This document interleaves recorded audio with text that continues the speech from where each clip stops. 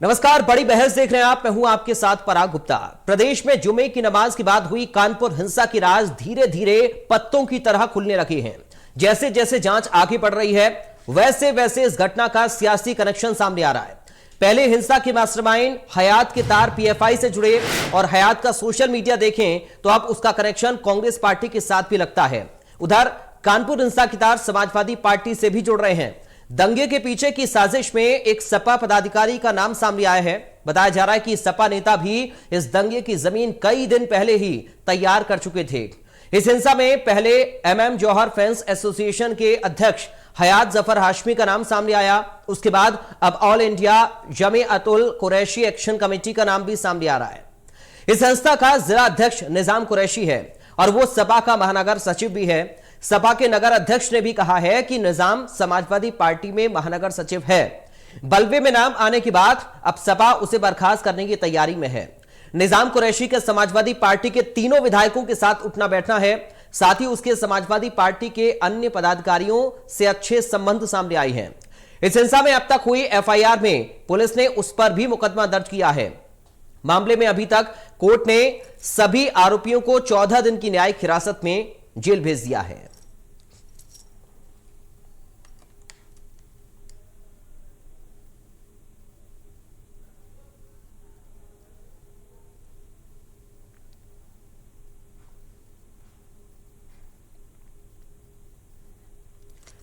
तो कानपुर हिंसा के कनेक्शन अब सियासी पार्टियों से भी जुड़ते हुए नजर आ रहे हैं।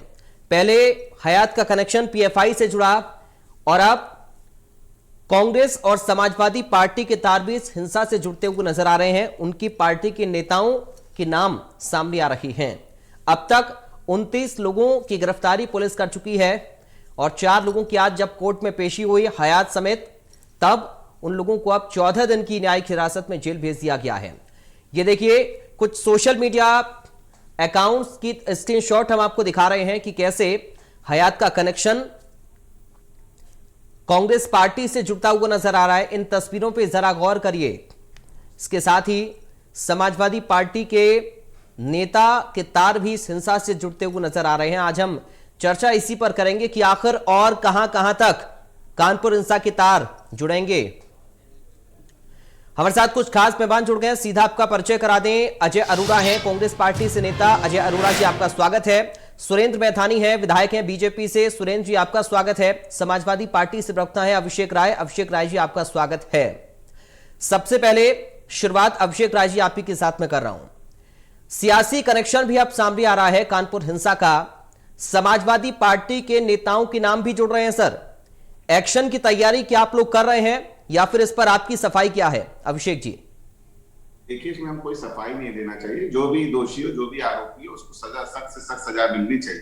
हम तो कानपुर दंगे के मामले में सरकार से हमारी मांग रही है। हमारे राष्ट्रीय अध्यक्ष जी ने ये मांग भी करी और अपील भी करी कि जनता को आपस में वहां पे भाईचारे का माहौल बना के रखना चाहिए। समाजवादी पार्टी का स्टैंड बहुत क्लियर है, जो दोषी हो उसको सजा मिलनी चाहिए। ठीक है। अजय अरोड़ा जी, कांग्रेस पार्टी के नेताओं के साथ भी हयात की तस्वीरें हैं। सर, आप लोग भी क्या एक्शन की तैयारी में हैं? अब पराग जी, एक्शन रिएक्शन, जहां तक आपने तस्वीरों की बात की, तस्वीर किसी किसी के साथ हो सकती है, लेकिन हम देश के साथ हैं, समाज के साथ हैं, भारत की आवाम के साथ हैं, उत्तर प्रदेश की जनता के साथ हैं। हम देश के भाईचारे के साथ हैं, हम अमन शांति के साथ हैं, हम गंगा जमनी तहजीब के साथ हैं। और उत्तर प्रदेश का फेलियर रहा, सरकार का फेलियर है, ये इंटेलिजेंस का फेलियर है। जहां तक कांग्रेस की बात है, कांग्रेस देश के साथ है भाई। हिंदू, मुस्लिम, सिख, ईसाई चारों हैं भाई भाई। और जो भी इस वारदात में शामिल होगा उस पर कड़ी से कड़ी कार्रवाई होनी चाहिए। इसकी हम मांग भी करते हैं। सुरेंद्र मैथानी जी, अब सियासी कनेक्शन भी सामने आ रहा है। पहले हयात का पीएफआई से कनेक्शन था और अब कांग्रेस पार्टी से भी है। कुछ सपा के नेताओं के नाम भी सामने आ रहे हैं। सर, कार्रवाई करने से पीछे तो नहीं हटेगी सरकार?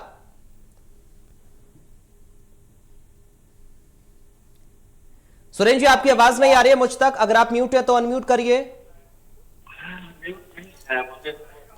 अनम्यूट है, आवाज आई? जी, आवाज आ रही है आपकी, बोलिए सर। हाँ, देखिए अपना पराग जी, ये है कि आप कांग्रेस का पूरा कैरेक्टर चरित्र उठा करके देखिए 70 वर्षों का, और चाहे समाजवादी पार्टी के जन्म से लेकर के आज तक देखिए, तो इन लोगों की इसी विचारधारा के आधार पर इन्होंने तुष्टीकरण किया है और इसी विचारधारा के आधार पर वोट बैंक के आधार पर बनाने का काम किया है जी। समाजवादी पार्टी की बात करें तो इन्होंने आतंकवादियों को करके लाए, आतंकवादियों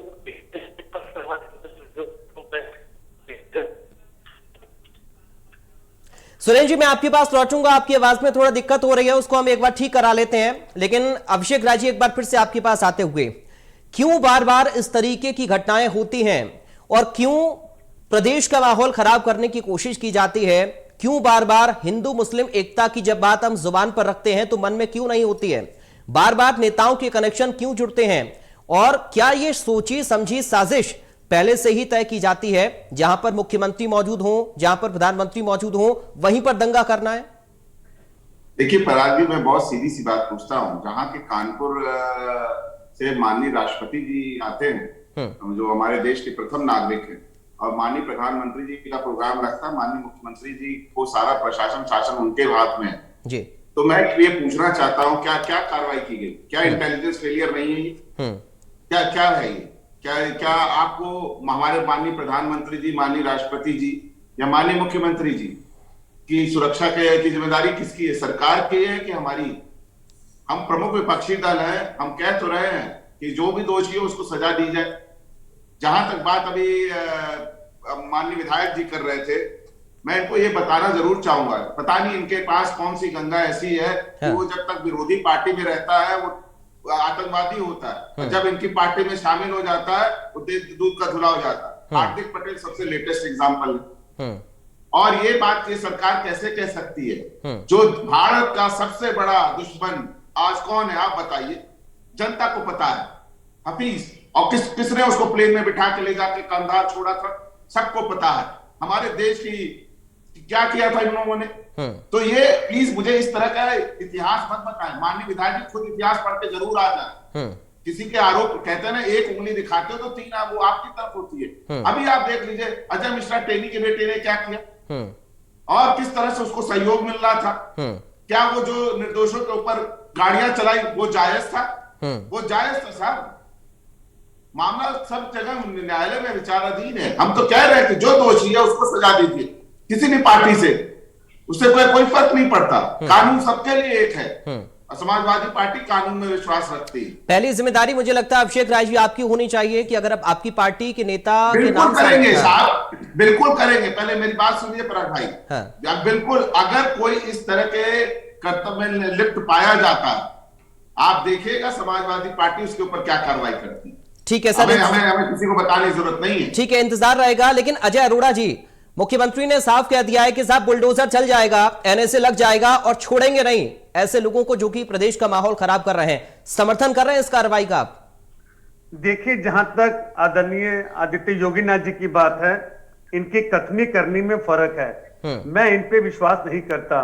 जिस प्रकार से कल भारत के राष्ट्रपति, भारत के प्रधानमंत्री और स्वयं खुद वो कानपुर में उपस्थित थे और कैसी घटना घटी, हमारा गृह मंत्रालय का है, हमारी इंटेलिजेंस का है, तो ये दायित्व में भी ये जिम्मेदारी उत्तर प्रदेश की सरकार को लेनी पड़ेगी।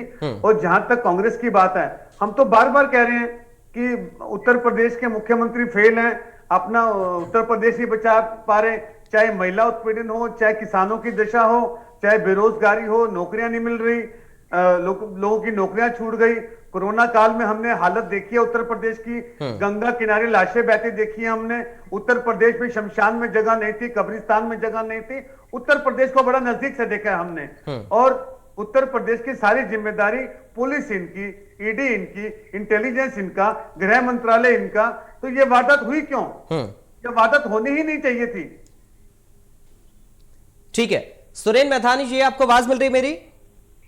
की आवाज तो मुझे बहुत स्पष्ट मिल रही है। ठीक है सर, आपकी भी स्पष्ट आ रही है आवाज। अब जवाब देने की बारी सर आपकी है, क्योंकि अब आपके विपक्ष के जो साथी हैं वो ये आरोप लगा रहे हैं और वो ये सवाल उठा रहे हैं कि दरअसल जहां पर मुख्यमंत्री हो, जहां पर प्रधानमंत्री हो और राष्ट्रपति खुद मौजूद हो, वहां पर क्या ये इंटेलिजेंस फेल्योर नहीं है कि अगर इतनी बड़ी तादाद में पत्थर भरकर आ जाते हैं बॉक्स में, ठेलों पर, और इतनी बड़ी संख्या में भीड़ इकट्ठी हो जाती है, तो क्या ये सुनियोजित नहीं है? और अगर सुनियोजित है तो फिर कैसे पुलिस प्रशासन को पहले से इसकी भनक नहीं लगी? देखिए, इनके जो शहर के बड़े लोग के धर्मगुरु थे, इन सब लोगों ने 5 तारीख की बंदी कर प्रशासन को और पूरी व्यवस्था को एक धोखा देने का भी प्रयास किया। अन्यथा इन्होंने जिस प्रकार से कानपुर के वातावरण को सद्भावनापूर्ण व्यक्त करके प्रशासन और हमारी सरकार और नागरिक भी काम करते हैं, उसी आधार पर, उसी अति विश्वास में लेते हुए इसको जिस प्रकार से कानपुर में अभी कभी वातावरण लंबे समय से बिल्कुल हमारी सरकार में बिल्कुल नहीं खराब हुआ, उसी विश्वास को आगे बढ़ाते हुए इन लोगों ने 5 तारीख का अनाउंसमेंट करके और ये सुनियोजित तरीके से ये काम किया है, जिस पर अब विश्वास तो टूटा ही टूटा, लेकिन जिन्होंने इस प्रकार की घटनाएं की, हमारी सरकार अब उनको किसी भी कीमत पर कानून का पूरा पालन कराएगी और कानून के अंतर्गत उनको सजा भी मिलेगी। उनको ये महसूस होगा कि ये इस प्रकार से हम उत्तर प्रदेश और कानपुर को दंगे की आग में झोंकने का जो असफल प्रयास किया है, इसमें वो कभी सफल नहीं होंगे और आगे भी ये नजीर बनेगी, कोई ऐसा प्रयास ना करे। और जहां तक समाजवादी पार्टी और कांग्रेस का सवाल है, आप इनका कांग्रेस का 70 सालों का इतिहास उठा करके देख लीजिए और समाजवादी पार्टी जब से जन्म ली है तब से आप उठा करके देख लीजिए, इन्होंने तुष्टीकरण और वोट बैंक की राजनीति के आधार पर पराग जी इन्होंने उत्तर नहीं दिया। बनाया हुआ था। अरे विधायक जी, इसके अलावा इन्होंने उत्तर नहीं दिया, उत्तर नहीं दिया। इन्होंने तो चुनावी भाषण नहीं देना है, मुद्दों पे जवाब दो, आतंकवादी गतिविधियों के आरोप, मुद्दे पे जवाब दो, चुनावी भाषण पराग जी भारतीय जनता पार्टी के साथ देखिए सुरेंद्र जी एक मिनट आ रहा हूं सर आपके पास। अजय जी, अभिषेक जी आ रहा हूं। सुरेंद्र जी, सवाल ये है कि जो आरोप आपके ऊपर लग रहे हैं या जो सवाल आपके विपक्ष के साथी उठा रहे हैं कि अगर आप ये कह रहे हैं, इस बात को मान रहे हैं कि ये प्रशासन को चकमा देकर आ गए इतने सारे लोग, तो कैसे चकमा प्रशासन को दे दिया सर? बड़ी तादाद में लोग इकट्ठा हो जाते हैं, पत्थरबाजी होती है और देखिए ठेलों पर पत्थर लेकर आए थे, बॉक्स में पत्थर भरे हुए थे सर, जहां पर देश के प्रधानमंत्री मौजूद हैं, राष्ट्रपति मौजूद हैं, मुख्यमंत्री सूबे के मौजूद हैं, वहां पर इतनी बड़ी हिंसा आखिर कैसे? मैं आपको बहुत स्पष्ट कर दूं पराग जी, क्योंकि मैं कानपुर में विधायक भी हूं और जमीन पर रह के काम करता हूं। 8 वर्ष मैं भारतीय जनता पार्टी का अध्यक्ष रहा हूं। वहां का जो कानपुर आप हैं और आप अजय जी आऊंगा सर, थोड़ा रुक जाइए। करता कि आप हैं, मैटर की आपकी व्यवस्था कैसी है? और तब हर एक, चाहे होली हो, दिवाली हो, ईद हो, मुहर्रम हो, सारे लोग बैठते हैं और जो कहते हैं वो करते हैं। इस आधार पर कानपुर शांतिपूर्वक चलता है और इसी प्रकार की बातचीत उत्तर नहीं मिल रहा, वो बराबर संपर्क में भी रहे, लेकिन इस प्रकार की गतिविधियों को एकदम से वो देना, इसकी कल्पना नहीं। मैं जुड़ना चाहूंगा, जो दंडित वो होंगे जिनकी लापरवाही से भी ये घटना हुई है, वो भी दंडित होंगे और जिन्होंने किया है वो भी दंडित होंगे। ठीक है, चलिए ठीक है। अजय जी आपके पास आऊंगा। अभिषेक जी उससे पहले कुछ कहना चाह रहे हैं, अपनी बात रखिए। पराग जी, मैं बहुत सीधे से माननीय विधायक जी से पूछना चाहता हूं, कह रहे हैं मान में फेलियर है। अगर फेलियर है, अगर आपके हाथ में शासन प्रशासन है और आप माननीय प्रधानमंत्री जी की, माननीय राष्ट्रपति जी की और खुद अपनी सुरक्षा नहीं कर पा रहे हो, तो ऐसी सरकार को नैतिकता के आधार पर इस्तीफा दे देना चाहिए। आप अगर ये बात मान रहे हो कि अगर आपकी गलती है और आप लोग, अब जब आपके देश में प्रधानमंत्री और राष्ट्रपति सुरक्षित नहीं, तो आम जनमानस कहां रहेंगे? नुपुर शर्मा आपकी प्रवक्ता थी, किस तरह का भड़काऊ बयान दिया उन्होंने? क्या उससे दंगे भड़कने में वो नहीं हुआ? क्या उनको गिरफ्तार किया? नुपुर शर्मा पर तो कार्रवाई बीजेपी ने कर दी, लेकिन अभिषेक राय जी, समाजवादी पार्टी अपने नेता पदाधिकारियों पर कार्रवाई कब करेगी सर? अभिषेक राय जी, ये सवाल आपसे भी है सर। नुपुर शर्मा को तो निलंबित कर दिया है, लेकिन सपा कब अपने पदाधिकारियों को निलंबित कर रही है? अरे निलंबित कर रही है, तो वही तो मैं पूछ रहा हूं, अरेस्ट क्यों नहीं किया गया उनको? अभी तक क्यों नहीं अरेस्ट किया गया? अरेस्ट करें सर। फिर सपा के नेता भी आए ना ग्राउंड पर और कहें कि साहब हमारे जिन नेताओं के नाम सामने आ रहे हैं उनको भी अरेस्ट किया जाए। भाई प्रत्यक्ष को प्रमाण की जरूरत नहीं, हमने बोला सबको अरेस्ट करिए। पराग जी ये डाइवर्ट कर रहे हैं बहस को, डिबेट को। देखिए, जिसने भी, जिसकी भी गलती है, प्रशासन के हो या ये अपराधी हो, सब पर कार्रवाई होगी। और जब तक बात है इनकी इस प्रकार की घटना को करने की, इनको अपने दलों के ऊपर फिर से प्रश्न खड़ा करना चाहिए कि हमारे यहाँ ऐसी कार्रवाई होती है जिसपे नुपुर जी पर कार्रवाई हुई और इनके यहाँ राम सेतु के अस्तित्व को नकार दिया गया, फिर भी किसी भी व्यक्ति ने इस पर कार्रवाई नहीं करी, किसी सरकार ने नहीं, न समाजवादी पार्टी ने बोला, न कांग्रेस ने बोला और कपिल सिब्बल जी ने खुलेआम बोला था। तो इनका ये चरित्र है, चाल चरित्र। ठीक है, सुरेश जी आपके पास लौटूंगा। अजय अरोड़ा जी अपने पक्ष रखना चाह रहे हैं, बोलिए सर। ठीक है, अजय अरोड़ा जी। पराग जी, जिस प्रकार से भारतीय जनता पार्टी के साथी जो वर्तमान में कानपुर के विधायक भी हैं, इन्होंने बड़ी जिम्मेदारी से बात की कि मैं वहां का विधायक भी हूं, मैं हर त्योहार पे सद्भाव रखता हूं। क्या जैसे इन्होंने खुद कहा कि सुनियोजित था, तो आपकी इंटेलिजेंस कहां थी? आप क्षेत्रीय विधायक भी हैं। अगर आपके क्षेत्र में प्रधानमंत्री, राष्ट्रपति और मुख्यमंत्री आते हैं, आपका दायित्व क्या बनता है? तो इसका मतलब आप दायित्व पे खरे नहीं उतरे, आपका भी फेलियर रहा। क्योंकि जिस प्रकार से सरकार तंत्र आपके पास है, पराग जी, डिबेट का समय खराब कर रहे हैं, समय पूरा हो जाएगा।